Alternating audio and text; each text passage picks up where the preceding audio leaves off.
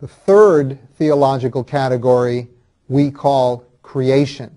Now, as soon as I say the word creation, I'm making some very profound philosophical and theological assumptions. That's true of whatever word I use for this phenomenon, for this entity. If I say nature, if I say universe, or if I say simply existence, I'm still talking about something that's abstract, and there are enormous assumptions that underlie each of those words that I use. When I say creation, I am implying that a belief that the physical and the material world has been fabricated, has been formed, has been made, has been created by a divine being. And this is indeed the way the Christian tradition has regarded the natural world. I have to use some terms, so there I use the word natural world. And creation becomes then a theological category. We're looking for those comments, we're looking for those ways of understanding that describe that realm of existence that is neither the divine realm of existence nor the human realm of existence, what we tend to call culture. Whatever is left, well, I'm going to call that creation. And theological positions on creation have been enormously important in the history of the church and the Christian tradition. And in this, the 21st century, they now loom even more important for reasons I'll address briefly. So where can we find comments about creation within the primary documents of the Christian church? Well, the first and most obvious place are those parts of we'll start with the Bible that specifically and directly talk about and describe how God created the universe or its various parts. You might have imagined that there is one description of creation in the Bible. In fact, there are many.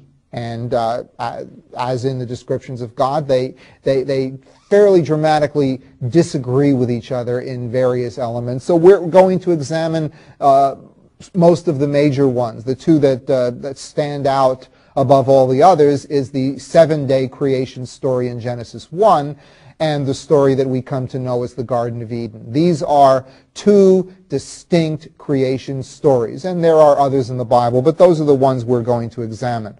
So the first place we're going to see the theological category of creation is in actual descriptions of the act of creation by God.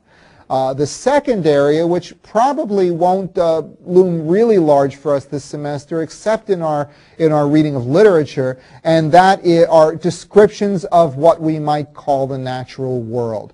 The way that the human community has depicted nature, both in art and in writing, and in our case it'll be for the most part writing, the way that nature, the natural world, has been described reveals enormous amounts about how they regard God and how they regard their relationship with God as human beings.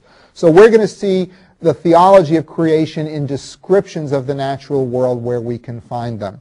The third area, and probably the most important in which this is going to loom large for us, is in the interface between what we might call modern science and the Christian theological tradition. Because the Bible seems to say, and Christians have historically believed, in creation as an act of God. So how does that fit in with the modern scientific discoveries and hypotheses of evolution, of